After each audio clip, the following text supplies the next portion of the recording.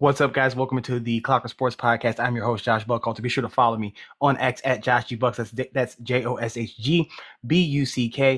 That's on X/Twitter, on Instagram, and on Facebook as well. But follow the show. Check out the website, clockersports.com, at Clocker Sports on X/Twitter, Instagram, TikTok, YouTube, LinkedIn. Send us an email, contact at clockersports.com. We got another great show for you today. Bears went back to the practice field in training camp ahead of their final practice session, ahead of their preseason opener against the Cleveland Browns, and there was a lot of developments beforehand and on the field. So let's get right into it. Before we go any further, though, please subscribe, like, share, rate, review, all those great things. Help us grow, help us reach more Bears fans, more NFL fans, more football fans, more sports fans just like yourself, and keep bringing great content to you. So before we go any further, like I said, let's get right to it, man. We're not going to dwell too much on what the setup here, because the Bears had a lot to going on. First of all, we heard from head coach Ben Johnson today. He talked about, obviously, that the starters, most of them will not play. A handful of guys may get some action against the Cleveland Browns in the home opener up at Soldier Field on Saturday. Caleb Williams will not be among them. That was pretty evident. I talked to you about that on the last episode, that it just didn't seem likely to me based on how the Bears approached their last practice. Tyson Bagent running their one, if not the first, one of their first move the ball segments, with Williams watching on the sideline, kind of telegraphed that to me, that Williams would not be playing in this game. And then Johnson got there today and spoke candidly and said that he doesn't need to see Williams in a preseason game setting, relying heavily on the practice sessions and then their joint session that they have coming up with the Cincinnati Bengals and Tennessee Titans as better barometers than what he figures he would get seeing the Williams in a preseason opener, especially. To that end, I think it's very interesting the way teams go about making that decision. We have tonight 2 games on right now simultaneously: the Cincinnati Bengals and the the Detroit Lions, I believe it is, and then you have the Green Bay Packers taking on the Pittsburgh Steelers. That Bengals game, you've already seen Joe Burrow get sacked. Like it's week 1 of the preseason. Your quarterback who's already had injury issues multiple times in his career, and he's getting sacked now. He's going to get sacked, right? That's going to happen in the NFL. That's part of it. However, I do think that it's a risk that maybe not necessary for a guy, especially like him, who is a veteran, who has already put in the work, gotten you to a Super Bowl. I'm not sure what you're really learning about him in this situation. Now, granted, he may want to play, but that's when you got to protect him from himself. And I think there's some of that involved with the Bears. Not saying that Williams is pushing to play and Johnson's like, no, you got to settle down. Just that there's an air or mentality for the Bears of self-preservation, understanding they've lost some players already in training camp. Williams is the season, and so you kind of have to balance wanting to see him in live action versus understanding what are you really getting out of that. And I side with Johnson on this, in that there's probably not as much to benefit, especially in the opener. Vanilla playing against backups who are looking to make a name for themselves. You don't want to let them do that against your quarterback. I would call this a smart decision. Today on the practice field, he also said that Kirana Magaji, before going further, I almost got sidetracked. We almost jumped right on ahead. Got a lot to get through. Like I said, it was a very busy day. Said that Kirana Magaji was good to start at left tackle. Noted the importance of players fighting through fatigue in training camp, talking about Amagaji's progress over there at the left side. He, like I said, mentioned that Caleb Williams would not be playing. He called Xavier Woods, new safety Xavier Woods, a pro, noting that he's picked up the system quickly. Now, I will say this. Matt Giordano, Bears position coach, we'll have more from him in a little bit. He did rave about Woods and what he brings to the table, but Woods was working with the second group on the football field today. We'll have some good news in regards to why that was. He likes where DeAndre Swift as Ben Johnson does, and how their offensive line is coming along. He also said the wide receiver room has showcased its speed, despite the fact that they're down both Luther Burden and rookie Xavier Thomas. Today we got a good show of a newcomer in that group who took the top off the defense, and I think can make a splash in the meantime until those guys are able to get back. If not, even once they do, because he hit a different gear on these dudes, and a couple of guys have shown their speed in practice, but which could say a lot about the Bears secondary, which we questioned their speed last year. But it was very encouraging what we saw today in practice. So I can't wait to get to that, but we do have a lot more stuff to get through between Johnson, Bears president, CEO Kevin Warren, and chairman and owner George McCaskey speaking today before today's practice. Bears previously admitted, Johnson did, that the Bears were wondering about how good they were. I'm sorry. He previously admitted wondering about gauging how much progress, how good the team is, just based off practice, when wondering and weighing what to do against whether or not to start the starters against the Browns and whatnot, and moving forward. Did say that Tyson Bagent will start and play about a half. He also said that he lauded Tyreek Stevenson for making plays despite it being frustrating for the offense. And that was interesting for a later note. And I'll just get to that right now because it I don't want to leave that hanging in the air. But Stevenson was not out there for the portion of practice that the media was privy to today. So that's something to monitor. We're not aware of any setbacks with him. He did not finish the last session. That was Malik Muhammad in his place, but it's kind of unclear what exactly happened with Stevenson. And of course, at this point in time of the year, you don't really get the most in-depth feedback from coaches, injury reports, or anything like that. So we're kind of just, everybody's wondering what's happening with Stevenson. Again, didn't see him walk off the field, but I noticed that we did. Multiple reporters have noticed that he was not on the field at the end of the last practice session, and then he was not out there today on the practice field with them. So, like I said, Bears Kevin Warren spoke today, and listen, I said this to one of the PR guys on the way in on the golf cart ride up to Halas Hall. Like, I just did not see it being anything, and it turned out that I was not just right, but maybe even I kind of oversold it. Like I said, it's anything. It could be the Bears, and I left it open. Like, they could surprise everybody. No, they couldn't, or at least no, they didn't. Kevin Warren spoke a good chunk of time, but all he really said was reiterating the fact that they are committed to Indiana. He talked about their due diligence being near done there or whatever, and they're working on financing and things like that, and made it sound as though the flair of the conversation made it painted a picture in which the Bears are ready to make that move to Indiana once the finances and things like that align. And that may very well be the case because they have spoken as a team, as an organization, ready to make that jump if need be. At the same time, I did find it noteworthy, and I said this during my walk, my post-practice walk away wrap up there, my recap. Again, follow me on X and on TikTok at Josh G. Buck on X and on at Clocker Sports on TikTok for the post-practice wrap-ups. But I noted that not only Warren, but also George McCaskey repeatedly talked about how proactive and how helpful and how forward Indiana has been, while also making note of how little effort has been given on the Illinois side. Now, we all know Illinois politics are a whole nother beast.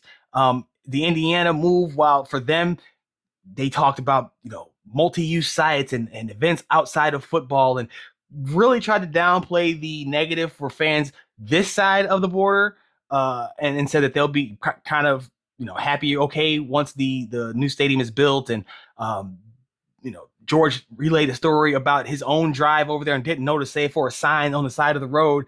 Kind of bristled a bit when Hub Arkush asked him about fan sentiment being against this and how they feel about it now. Maybe he was bristling more against the framing, but he definitely did not give an answer that would, if I was a concerned fan, and I am to a degree, that would not have allayed my concerns at all. That would have actually made it worse because it almost sounded as though the fan reaction, the real fan reaction, because research shows that it's not a lot of positivity around it.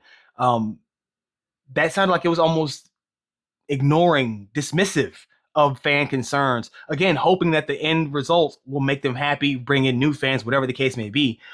This was not one of the greatest moments, messages, or tones for this situation that has been dragging on for months. We've heard a lot of fans talk about apathy and not even caring anymore, wanting to hear shovels in the ground, see dirt moved. It's a lot of red tape in Illinois. If you don't know that, now you know that. And you should know that because that's usually how it works in this state. Warren again talked about the stadium project up in Minnesota and how that took 11 years. McCaskey joked that they don't have that kind of time, and they're again very much a businessman's perspective on the benefits and the upside of what's happening. Very little in terms of actual concern, it seemed. At least that's what the message in the messaging that they conveyed to us. Concern about blowback from fans, disappointment from fans. Repeatedly said that they understood it, but it was not a concern that they were looking at as something detrimental as much as something that will blow over eventually. And I'm not sure that would be the case. We've seen teams turn their backs on fans. We know that a good number of fans will follow. We understand that. But it definitely is an interesting decision to make given the roots that they have here now. Personally, deep down, I don't want them to go. Put that out there. But two, it's still to me, and as a person, this is admittedly as somebody who's not in the politics game, isn't in the real estate business, has never closed a deal of this magnitude in my lifetime. I will say, it seems to me like they are doing a lot of it's the thou dost doth protest too much, right? It seems as though they're doing a whole lot of chatter about nothing, more bringing up the reality of the situation. Oh, no, Indiana's really trying. Illinois is not so much trying. So we're focusing on Indiana still. 4 months later, and they repeat that same message. To me, that sounds like they are trying to get Illinois to move some gears and get going. Now, that's not going to work. Illinois will move at its own pace. We'll see if the Bears are willing to hold out hope of sticking around, because I can't imagine that they would prefer moving to Indiana, despite the fact that they are talking about the benefits of doing so. The sites are questionable at best. They call them viable. We know that work can be done to turn them over, but the surrounding areas, commutes for fans on this side of the border, all of it paints a very bleak picture, and something that I think is getting woefully overlooked in terms of how they're presenting the argument on from their point of view. So just knew it was going to be a big nothing burger in terms of kicking the can down the road, but I did find it interesting how many times they referenced the activity of Indiana compared to the inactivity of Illinois, and again, thou doth protest too much. Just that's all it was. We have but Caskey was much of the same. He kind of reiterated what Warren was saying, thanking the staff for training camp, fan experience, and all that kind of stuff. But it was a lot of stadium talk, but really didn't go anywhere as much as them saying that they prefer it. They're focused on Indiana, Hammond in particular, Wolf Lake site, Lost Marsh is another one. They found a third viable option, but they are focused on Indiana, and that's where they're at now. Even though they own land in Arlington, they are still the gears of change, or the potential gears of change, are still moving in Illinois, just not as fast as they would like. Feels like we're trying to pressure Illinois. I don't know how well that's going to work, like I said, but it doesn't. This doesn't seem like it's anywhere closer to being finished or resolved than it was before the day began. So let's get to the practice field, because we do have some other stuff to get to, and we will put the talks with Bears assistants after this. We talked to them before practice, but I just want to run through the practice stuff real quick, just so we can get it down and move on, because it's some good stuff from the assistant coaches. We had Kirana Magaji getting the left tackle reps with the starters. I told you that already. He's going to get the start against the Browns. Cam Lewis was back on the practice field, which is why Xavier Woods was with that second team. Encouraging, to say the least. I told you, I thought initially it was him on the card. Turns out it was linebacker Tony Fields. Fields was not out there today, but the fact that Lewis has been able to return, regardless of what happened at the end of the last session when he wasn't out there and he had to leave early, he was out there today, and if I'm not mistaken, finished the entire session. And was in team drills. So it's very encouraging. It looked like Andre Tucker, head trainer, was keeping an eye on him the entire time, but he was out there taking part, did not exit the session early. Very encouraging stuff. You also had DeMarco Jackson back out there working at linebacker. He has been out for a while now. So now you have TJ Edwards next to Devin Bush in the starting lineup, and then you have DeMarco Jackson back to be your third linebacker, which he was. And Bears are going to rotate behind those top guys, and they might even rotate those top guys, to be honest with you. But DeMarco Jackson was a guy who came on strong last year and looked really good when he got his opportunity, and filled in for Edwards nicely when he was out during the offseason program and times here during camp. You had Malik Muhammad at nickelback. You had Josh Blackwell working on the outside with Stevenson sideline. I thought that was interesting, because when it was two corners, they went with Jalen Johnson and Muhammad. But when it went to three corners, Muhammad slid inside. Now, maybe that could be because Muhammad's been working there more than Blackwell, who's typically a special teamer, has. But I thought that Blackwell would have been your nickel option. Doesn't seem to be the case that time. We are working on a projection for the roster too, so we'll have that out for on Friday, the 53-man roster projection, where the Bears sit right now, who I think they're going to have on the 53-man and the depth chart. So we'll have all that out to you guys by sometime on Friday before the game, so you can get some good reading and some background information on what to watch for in that contest. We also saw more of James Lynch over there at left end. No Montez Sweat again. Obviously, that's what that means. But the fact that Lynch has been getting so much run there makes me believe that this is not just a training camp trial thing, that they're going to actually try to trot this out, maybe in run specific situations, maybe goal line situations. But I told you last episode, man, interior profile kind of guy, sitting there playing the edge. That's a lot of beef on the outside. He's not starting. That's been Dio in Sweat's place, opposite of Austin Booker. Dio listed ahead of Booker. We'll see how that all shakes out once Sweat gets back. But James Lynch being over there at the left end spot has been definitely taking my attention, because it's we know the Bears issues against the run last year, so to see them go with this route, it leads me to believe that maybe they are maybe not concerned, but they want to have a plan in place just in case their plan A doesn't work the way that they hope it does. So, but keep an eye on that. Keep an eye on that one. Several big throws from Caleb today. They were again working a lot of second team so that those guys can get ready to go for the game. He had a near interception with Cam Lewis, who was sitting under a route from Cole Kmet that I don't think Williams even saw him. Cam Lewis is a smaller player, so I think he kind of got lost in the wash there and then popped up right in front of Cole Kmet. This was after Williams had hit Kmet for a chunk gain. It was like the third or fourth play was with Kmet being covered by Devin Bush. Bush has got the speed though, so I'm not even really worried about that. Then we had the siren come on us, and they had to take us from the practice field outside into the Walter Payton Center. Things continued back there, but that was just a note that I had to throw in there because it was definitely an eventful day. They had 7-on-7. You had Scotty Miller working in at wide receiver 3. Alexander, Jade Walker were with the second group. You also saw Maurice Alexander work in with that first team as wide receiver 3 too, without Luther Burden out there. Remember, I told you that, or you'll see in the depth chart projection. I'm not really sure about the back end, the final spot for the Bears roster, because I think it can go a couple of different ways. You have guys who have been here and shown well. You have newcomers who have shown well. I think it'll be a tougher decision for the final spot than it might seem on the surface. Not because they expect them to play a lot, but because they have a lot of strong options that could maybe not slip through the cracks onto the practice squad if they don't add them to the 53-man. So keep an eye on that. John Radigan and Jack Sanborn both have the backup green dots behind TJ Edwards. Keep that in mind in case something happens to Edwards. And then you had Case Keenum finding Ray McLeod III on a deep pass. And I mean, it was an absolute bomb. Now, he came out of nowhere. He streaked so fast that I wasn't even sure who was covering him. I know that we had Thieneman in trail. Not sure if he was a primary or if McLeod came across the formation and whatever happened. All I know was it was McLeod on a lot of grass, and he just pulled away from people. Now, I will say this, he's backup. He was playing against a lot of reserves today. But him and Caden Davis have been guys who have today was just the first one for McLeod. But Caden Davis ended practice with a long touchdown over the top from Tyson Bagent.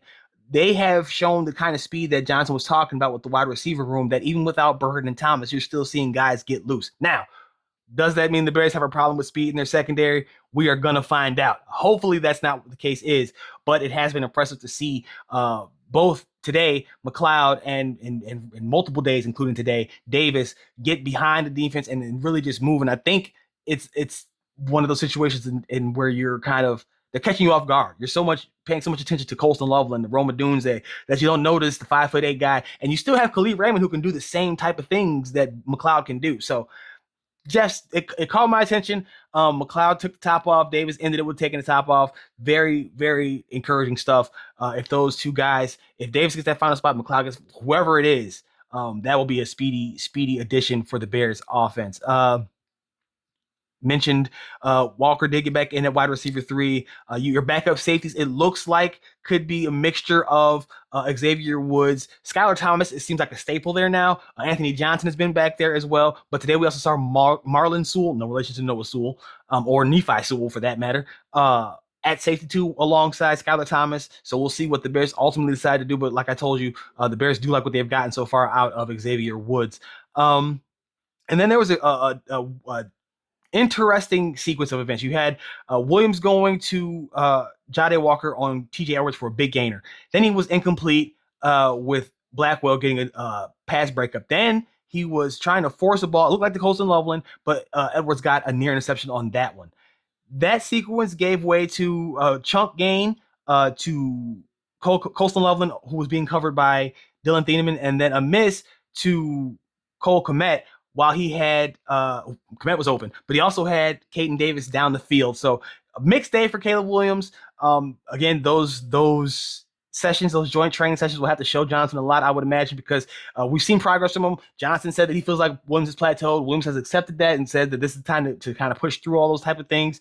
We'll see how it develops, but it was a mixed day in that regard, just that there were certain plays, again, Williams can and should make, didn't make. We'll find out if it was because of he actually missed or if it was because he was trying something. At least the near interception by Edwards, he was looking like he forced that ball into Colston Loveland and didn't really have to go to that option, but he did. Maybe something similar with the Roma Dunze Blackwell breakup too, but a mixed day. Bottom line.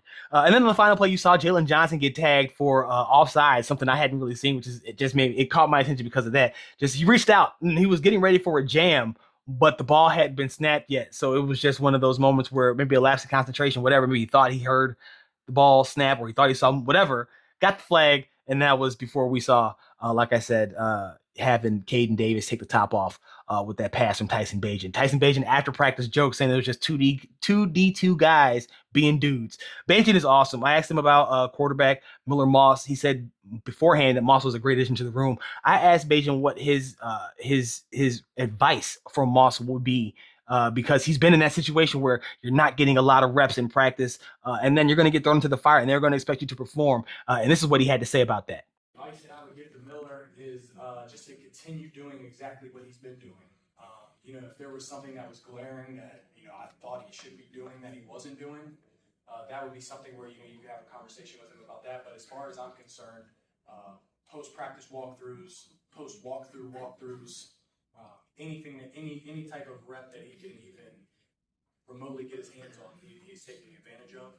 And for a guy that has been in that situation, that's really all you can do is take those mental reps and try to translate it for when they do throw you in the fire here in this preseason. So I thought that he's handled himself extremely well, and I think that because of that, he will have a lot of success this preseason.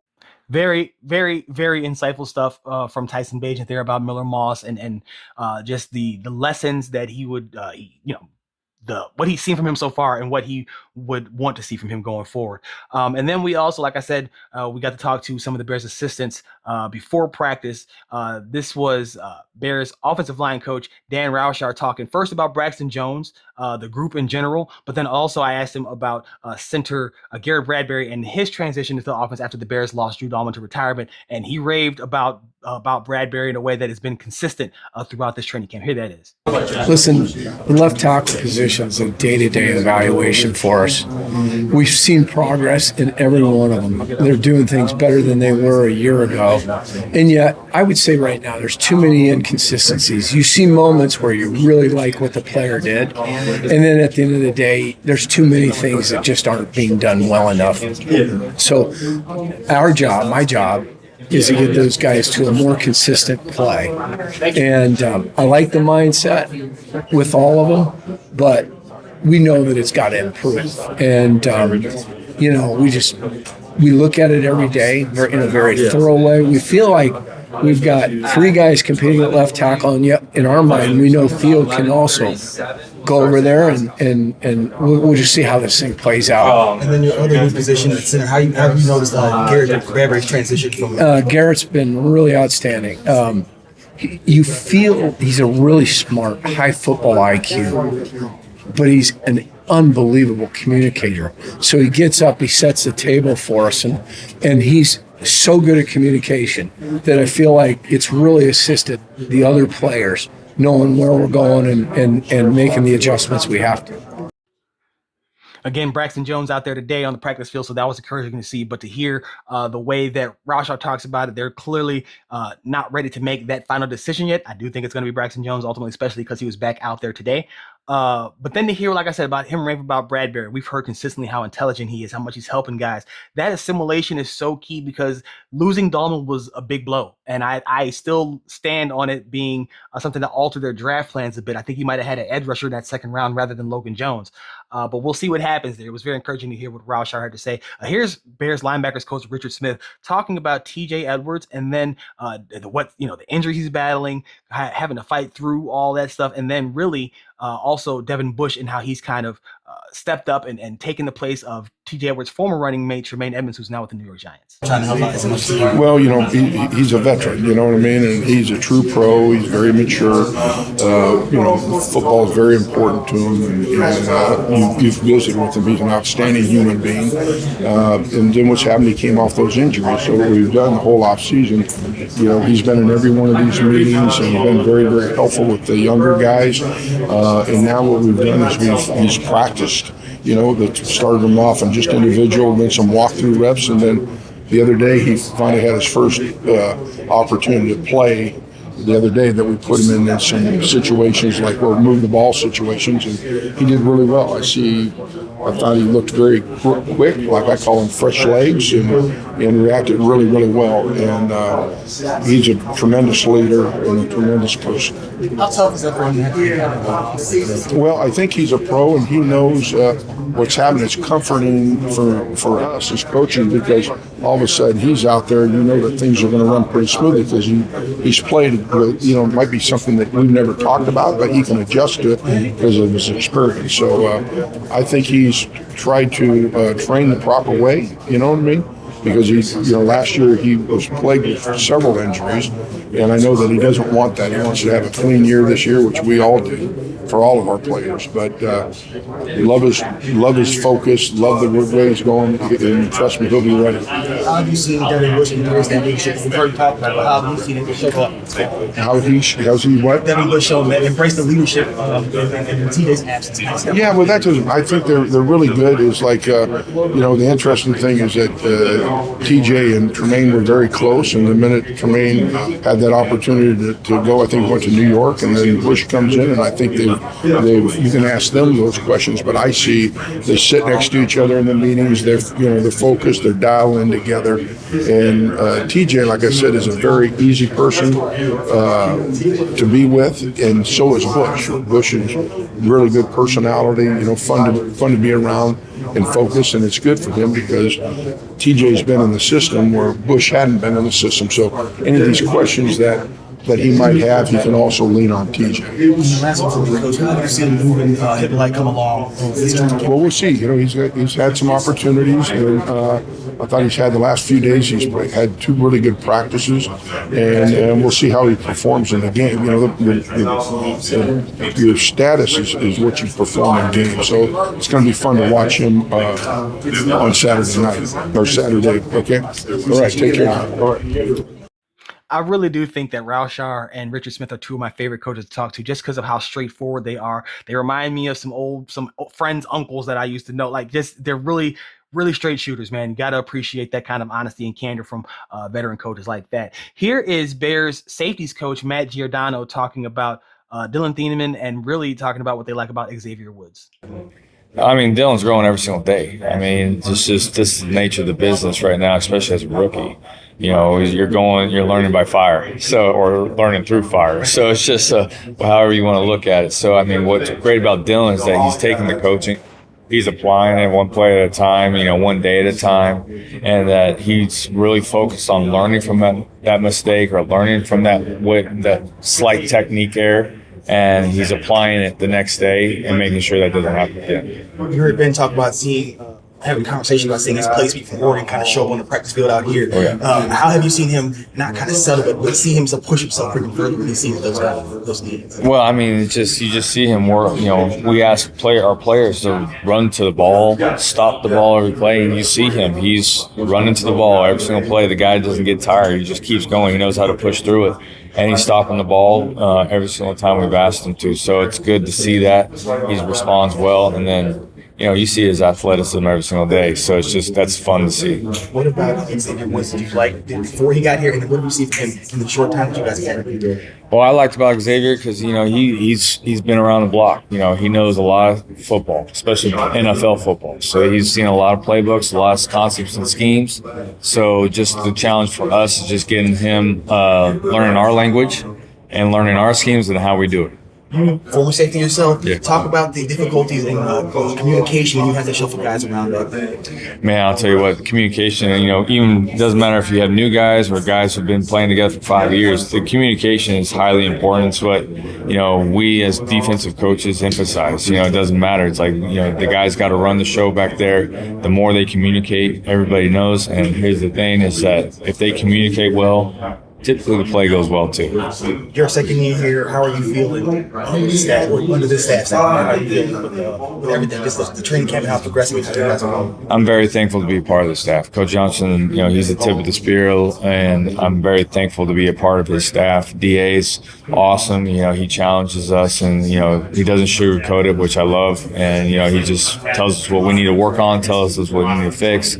And everybody's pulling in the right direction, which is awesome. So it's just, I'm very thankful to be part of the staff. Really appreciated Giordano's comments about his appreciation being in the situation that he's in now with Ben Johnson and the Bears, but also just the what they like about what Xavier Woods has done and the progress that Thieneman has made so far, especially seeing that play speed pick up, because he's had some moments as a rookie will, but they are encouraged by what they've seen from him so far. And then finally, here is Bears quarterback coach JT Barrett talking about Caleb Williams and taking in greater ownership of the Bears offense. We've seen him be more demonstrative when getting guys organized and correcting mistakes, and Barrett thinks that is part of just taking greater ownership of the offense as a whole. Coach, we've seen Caleb be a little bit more demonstrative, getting guys in order, organized and whatnot. Talk about how you've seen that roll. Yeah, so just really coming into his own as far as leadership, but then having ownership of this offense. So with that, knowing what formation we're in, what motion needs to be addressed with that, or the shift, what have you. And when it doesn't look like that, how do I fix it? And we talk about being problem solvers in our room, because sometimes it's not right. And with that, how can I make it right with the time allotted? So I think part of that is just being better as far as the ownership of our offense and what we're trying to do. That's going to do it for this episode of the Clocker Sports Podcast. I hope you guys enjoyed it. Please like, subscribe, rate, review, share, tell your friends, tell a friend to tell a friend. Help us grow, help us reach more NFL, football, sports fans just like yourself, so that we can continue to bring more great content to you. Please follow me on X at Josh G. Buck, X/Twitter at Josh G. Buck, JOSHGBUCK. Also on Instagram, same handle. Check out the website, clockersports.com, and please be sure to follow the show on social media on X/Twitter at Clocker Sports. That's at CLOCKERSPORTS. That is also the same handle for the YouTube channel, for Instagram, for TikTok, for LinkedIn even. And of course, shoot us a line, contact at clockersports.com. We would love to hear from you. Absolutely would love to hear from you. And then check out the work that I do for heavysports.com, covering various NFL and NBA teams.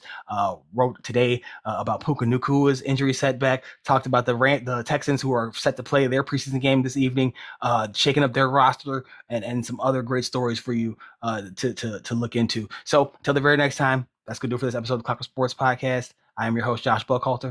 You know what time it is.